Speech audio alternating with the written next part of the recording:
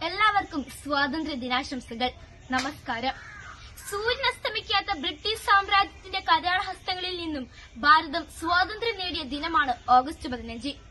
1947 August 15 ഓരോ ഇന്ത്യക്കാരനും സ്വാതന്ത്ര്യത്തിന്റെ അനന്ത വിഹായത്തിലേക്ക് പറന്നുയർന്ന ദിനമാണ്. ഇന്ത്യക്കാരുടെ പുനർജന്മത്തിന്റെ ദിനം. ആ പുണ്യദിനം നാം ആഘോഷിക്കുകയും ഓർക്കുകയും ചെയ്യുമ്പോൾ ഭാരതത്തോടുള്ള കൂറും സ്നേഹവും നമ്മിൽ പ്രകടമാകുന്നു.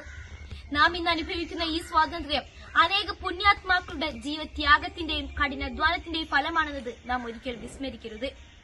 രാഷ്ട്രപിതാവ് മഹാത്മാഗാന്ധിയുടെയും നേതാജി സുഭാഷ് ചന്ദ്രബോസിന്റെയും ജവഹർലാൽ നെഹ്റുവിന്റെയും ഓർമ്മകൾക്ക് മുമ്പിൽ നമുക്ക് പ്രണാമം അർപ്പിക്കാം.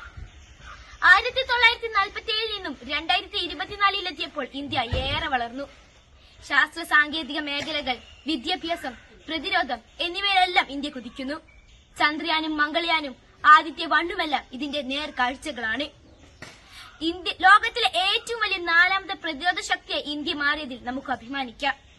നാനാത്വത്തിൽ ഏകത്വമാണ് നമ്മുടെ ഏറ്റവും വലിയ സവിശേഷത. എന്നാൽ ഇന്ന് ജാതിയുടെയും മതത്തിന്റെയും വർഗത്തിന്റെയും വർണ്ണത്തിന്റെയും പേരിൽ, രാഷ്ട്രീയത്തിന്റെ പേരിൽ മനുഷ്യർ പരസ്പരം ഇല്ലാതാക്കുന്നു. എന്നിരുന്നാലും പ്രതീക്ഷയ്ക്ക് വകയുണ്ട്. ഉരുൾപൊട്ടലിൽ ഒരു ഗ്രാമം ഒട്ടാകെ ഒലിച്ചു പോയപ്പോൾ ജനങ്ങളും സന്നദ്ധ പ്രവർത്തകരും സൈന്യവും കയ്യും മെയ്യും മറന്ന് രക്ഷാപ്രവർത്തനത്തിൽ ഏർപ്പെട്ടു. അങ്കോളയിലെ മണ്ണിടിച്ചിലിൽ കാണാതായ യുവാവിനു വേണ്ടി ഒരു നാട് ഒന്നാകി ഒരുമിച്ചു.